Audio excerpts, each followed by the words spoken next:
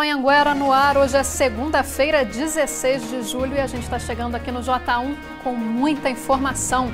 Esse flagrante que você está vendo foi feito na BR-040, olha só o perigo. Muitos motoristas foram pegos de surpresa com os animais atravessando a pista.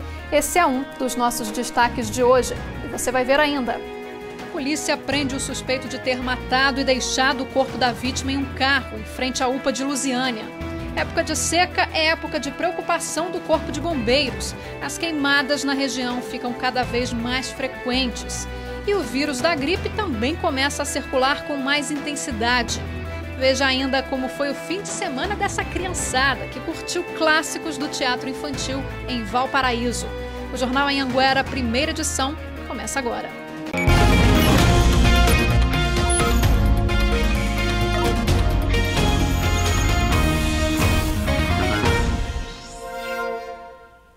Olá, uma boa tarde para você, um bom começo de semana. A gente começa a edição de hoje do J1 falando que o suspeito de ter matado um homem e deixado o carro com a vítima na UPA de Lusiânia foi preso no fim de semana. Você se lembra desse caso? Nós mostramos aqui no J1, isso aconteceu na semana passada. Só que o suspeito ele foi preso por tráfico de drogas e só depois assumiu outro crime. Gabriel Ferreira Pinheiro estava com 5 comprimidos de Roupinol no bolso, um medicamento controlado. No local foram encontrados também um celular, drogas, uma balança de precisão e 2 plantas de maconha. Segundo a Polícia Militar, Gabriel é suspeito de ter matado Nilo Pereira dos Santos, de 45 anos. O corpo de Nilo foi abandonado na semana passada dentro de um carro em frente à UPA da cidade. Nilo estava no banco do passageiro e havia sido baleado. A polícia acredita que os dois agiam juntos no tráfico de drogas na região. Gabriel Ferreira Pinheiro foi preso por tráfico de drogas. Segundo a polícia, ele já possui passagem por porte ilegal de arma de fogo e receptação. E no último sábado, a Polícia Militar apreendeu menores por um roubo de celular em Valparaíso. Segundo testemunhas, os adolescentes estavam armados quando abordaram a vítima. Os policiais conseguiram localizar os 2 menores, um de 13 anos e outro de 15. Eles estavam escondidos dentro de um container. O celular foi recuperado. Eles foram encaminhados para o CIOPS do Jardim Céu Azul e colocados à disposição da Justiça. E agora a gente mostra um flagrante que, por sorte, não terminou em acidente. A nossa equipe de reportagem estava passando pela BR-040 próximo à cidade de Osfaia, quando fez essas imagens. Veja. Nessa imagem dá para ver que 2 carros param para que 3 animais atravessem a pista. Nessa outra, os animais passam tranquilamente e até param na rodovia. Um funcionário da empresa que administra a 040 dá sinal para que os carros diminuam a velocidade para evitar um acidente. No canteiro, dos 2 lados, mais animais. Aqui dá para a gente contar, são quase 8 animais atravessando a via, enquanto os motoristas precisam parar mesmo. Nesse trecho, a velocidade varia entre 60 e 80 km por hora em alguns pontos. Risco grande para todo mundo. Que perigo, né? Nós entramos em contato com a concessionária que administra a rodovia para saber o que foi feito com esses animais e até mesmo se o dono foi localizado ou não, mas a Via 040 não respondeu o nosso contato. E nessa madrugada, em Formosa, um jovem de 19 anos foi baleado em um bar no bairro Formosinha. Gilberto Xavier de Souza foi atingido na cabeça. Ele foi socorrido e levado para o hospital municipal em estado grave. Testemunhas disseram que 2 homens armados chegaram em um carro e atiraram contra a vítima pelo menos 5 vezes. Um dos disparos atingiu também a perna de um cliente de raspão. Os 2 atiradores conseguiram fugir e até agora ninguém foi preso. Mudando agora de assunto, nesse período de tempo seco, uma situação bastante comum são os episódios de queimadas. E acredite ou não, tem gente que ainda insiste em colocar fogo no mato. Mas essa atitude representa riscos para a saúde, para o meio ambiente e até mesmo perigo de acidentes maiores. Aqui em Lusiânia, se os bombeiros não tivessem agido rápido, 2 incêndios nesse fim de semana poderiam ter atingido uma casa e um posto de combustíveis. Os bombeiros levaram cerca de 1 hora para controlar as chamas. Por pouco, o fogo também não invadiu essa casa ao lado. Os moradores passam bem, mas disseram que o susto foi grande. Vendo essas casas antigas, tudo perto, esse fogão, todo mundo assustou. E o fogo era muito alto? Era muito alto mesmo. Ao lado do local incendiado tem um outro terreno onde o mato já ameaça passar por cima do muro. Preocupação para os funcionários desse posto de combustíveis, que fica nos fundos do lote. Ali é um suspiro onde que sai o vapor de cada tanque. Igual aqui são 6 tanques, aí cada um tem um suspiro para cada tanque. Cada tanque desse é 15 mil litros, né? Só que no momento capaz 15 mil litros não tinha, né? Mas provavelmente uns 10 mil litros tinha. De acordo com os bombeiros, 90% dos casos de incêndio nessa época do ano são criminosos. Aqui, por exemplo, a gente percebe que não é a primeira vez que pega fogo. O mato já está brotando de novo. E nesse período de estiagem, o número de ocorrências aumenta muito. Os bombeiros disseram que atendem uma média de 4 a 5 incêndios. E apenas uma viatura apropriada para incêndio florestal para atender todo o entorno sul. Em menos de 1 hora, já na entrada de Cidade Osfaia, em Lusiânia, um outro incêndio também ameaçou esse posto de combustíveis, que fica às margens da rodovia. O fogo começou nesse terreno dos fundos. Ainda não se sabe como as chamas teriam começado. Segundo o Corpo de Bombeiros, são registrados de 4 a 5 incêndios por dia. E como a gente viu aí na reportagem, dava para ver a fumaça acima do muro do posto de combustíveis. Que bom que o pior ali não aconteceu, né? Sobre as viaturas, os bombeiros explicaram que uma menor fica para os incêndios dentro da cidade e a outra, com o tanque maior, é utilizada em incêndios maiores, em áreas abertas. Intervalo comercial e na volta a gente fala da fuga que teve nesse fim de semana no presídio de Trindade. Período de férias e muita gente pegando estrada. Você sabia que o uso correto da cadeirinha pode ajudar em caso de acidente? E ainda nessa edição nós vamos mostrar a história da dona Edna, que está precisando da sua ajuda. É o quadro Vamos Ajudar, do J1. Volta já.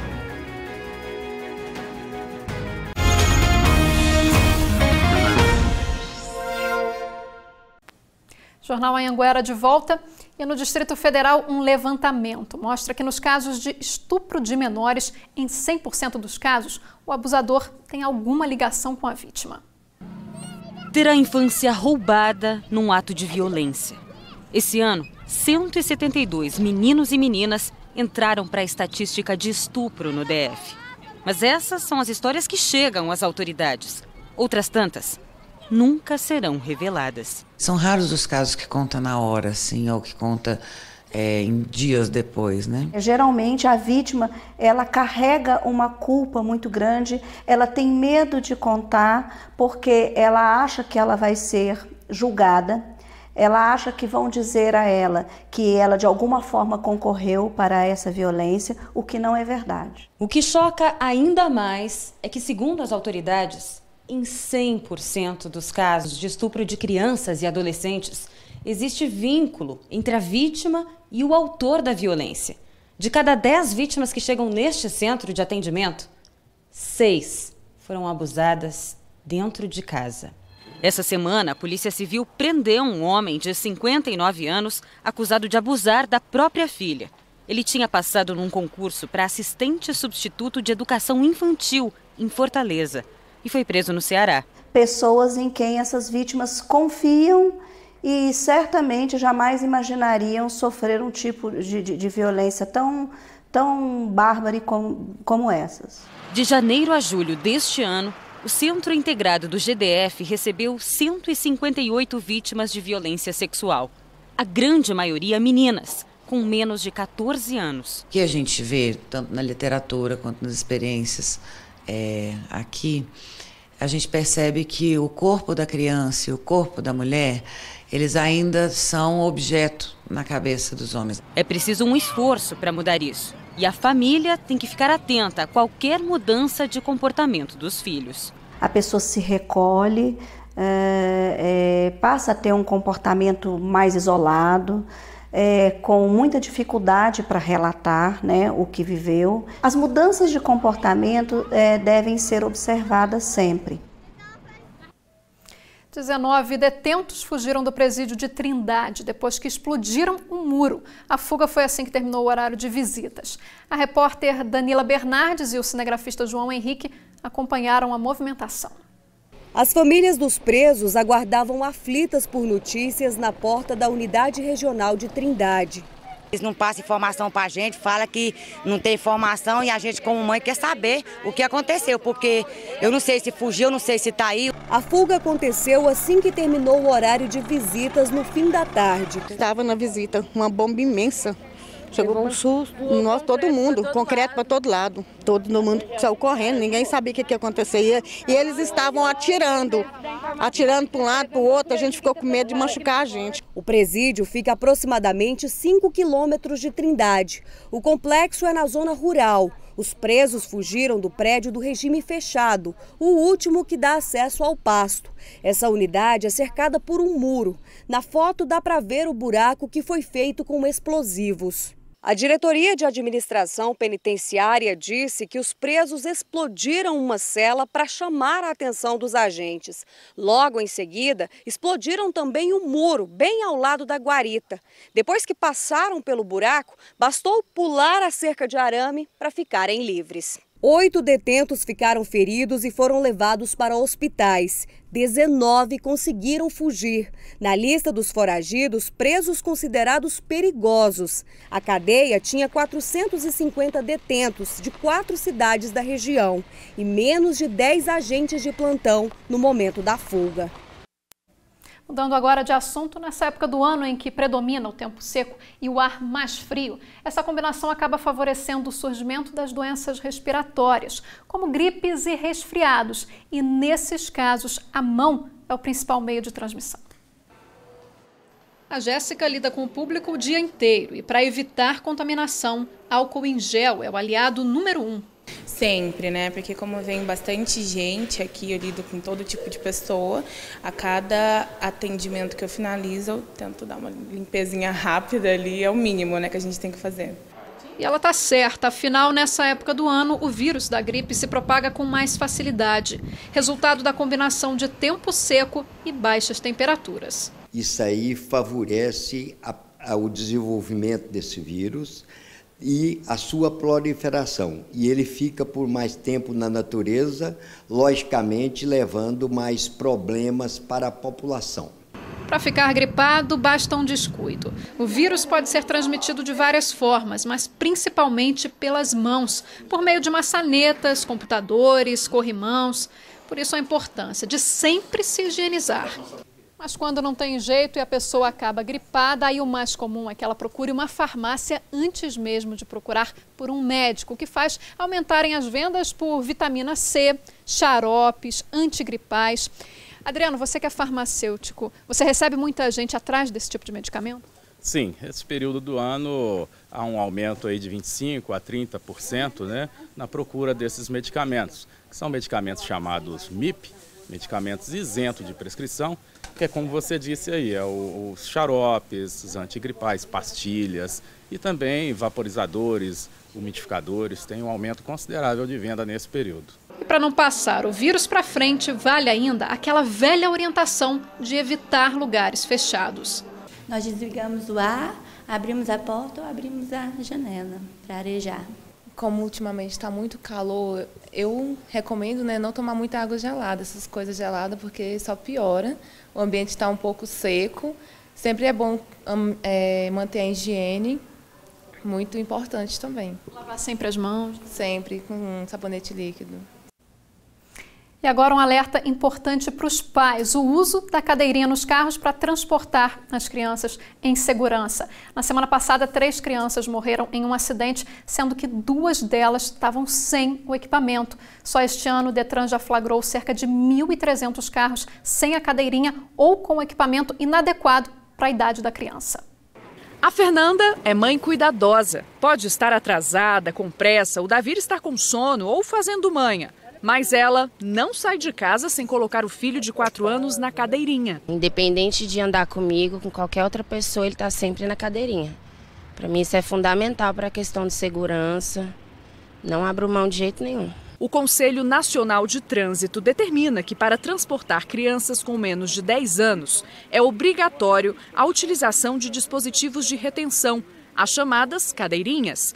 Caso contrário, é infração gravíssima, 7 pontos na carteira e multa de R$ 293. No fim de semana, 2 adultos e 3 crianças morreram depois que 2 carros bateram de frente na BR-080, próxima à cidade goiana de Taboquinha. Segundo a Polícia Rodoviária Federal, as crianças entre 4 e 5 anos não estavam em cadeirinhas.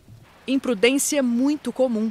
Em todo o ano passado, o Detran e o DR autuaram aqui no DF 3.700 motoristas que transportavam crianças de forma inadequada.